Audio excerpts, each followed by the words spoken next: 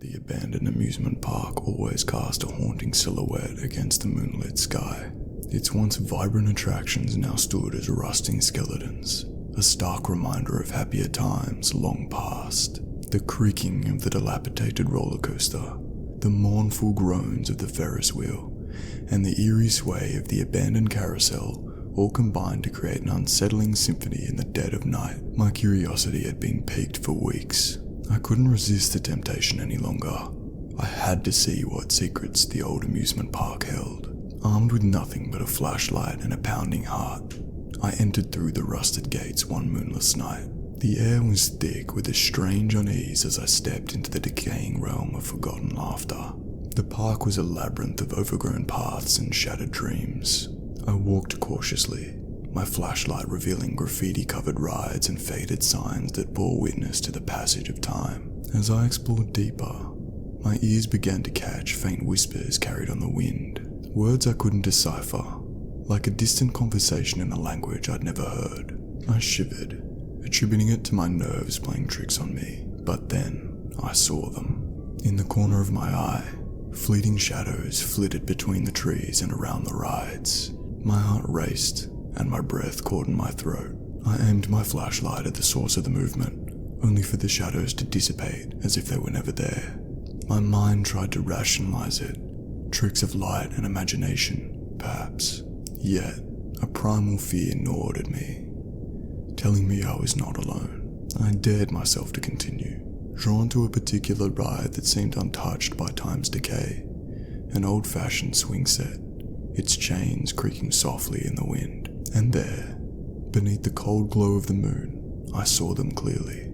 Shadowy figures, like distorted silhouettes, laughing and swinging on the swings. Their forms were indistinct, their features blurred, but their presence was undeniable. Their laughter was a discordant symphony of mirth that sent a shiver down my spine. As quickly as they appeared, the figures vanished into the night, leaving behind an oppressive silence. My heart pounded, and I felt a cold sweat on my brow. Questions raced through my mind, but fear paralyzed me. I stumbled back, my breath coming in ragged gasps. Was it a trick of the mind? A result of wandering into this eerie place alone? Or was there something more sinister at play? I turned to leave, my footsteps hastening as I retraced my path back to the entrance.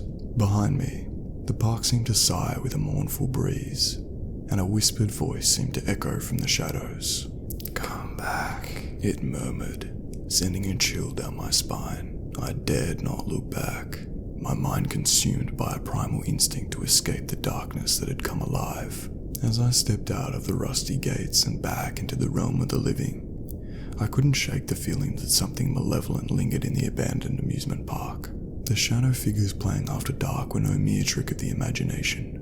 They were real, and they were waiting. Sleep eluded me that night after my eerie encounter at the abandoned amusement park. Every time I closed my eyes, the image of those shadowy figures swinging and whispering in the darkness flooded my mind. The memory of their laughter, hauntingly dissonant, echoed through my thoughts, leaving me restless and unnerved. Days turned into weeks, and the allure of the park's mysteries continued to tug at my curiosity. I was determined to understand what I had witnessed, to uncover the truth behind those shadow figures. Armed with resolve, I returned to the park, this time during the waning light of twilight.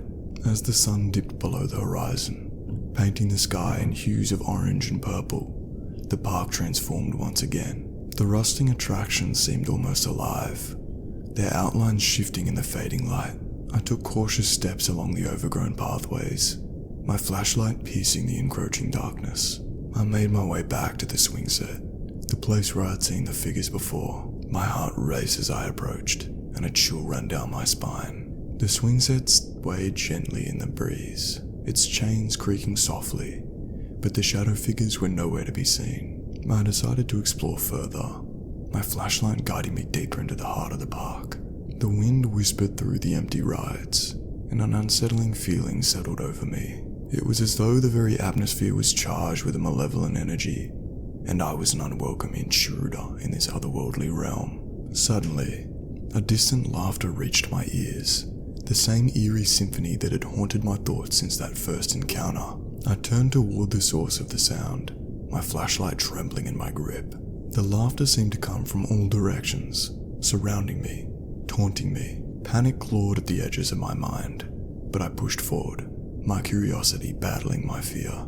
I followed the sound, stumbling upon a dilapidated hall of mirrors. As I entered, the mirrors distorted my reflection into grotesque shapes and sizes.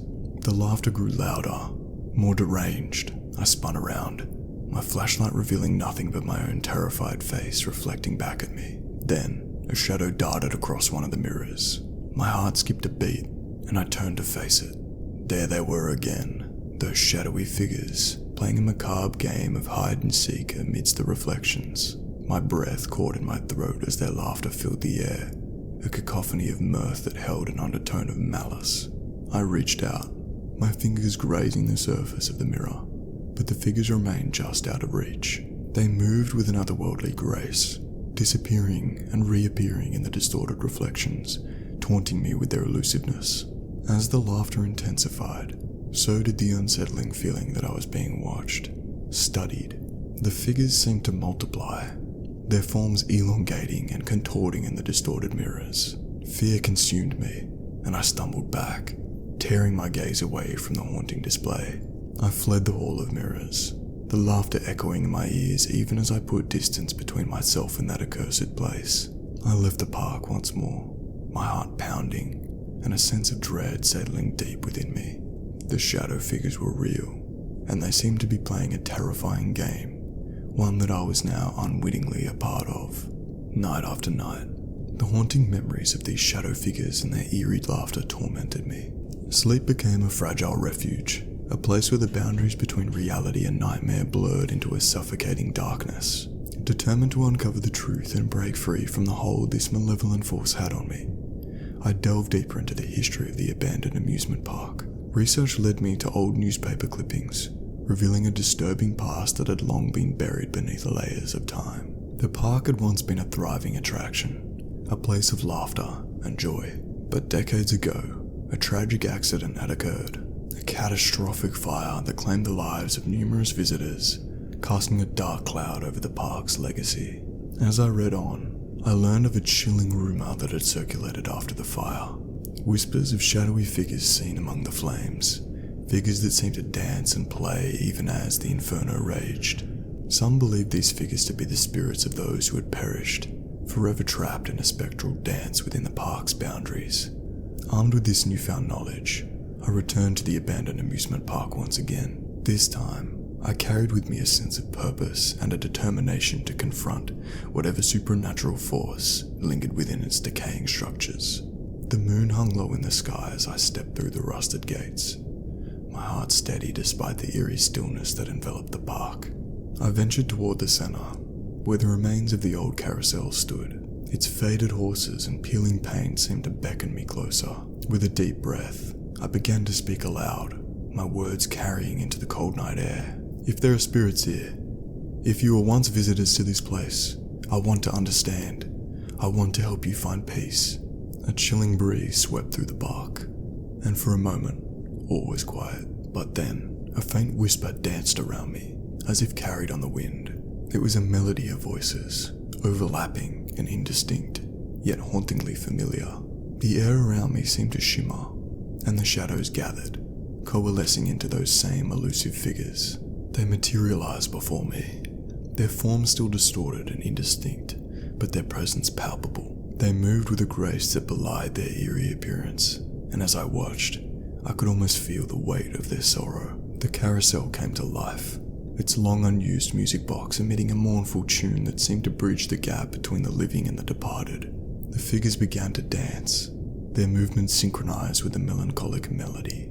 It was a dance of longing, a plea for release from the eternal torment that bound them. As I stood there, a flood of empathy and understanding washed over me.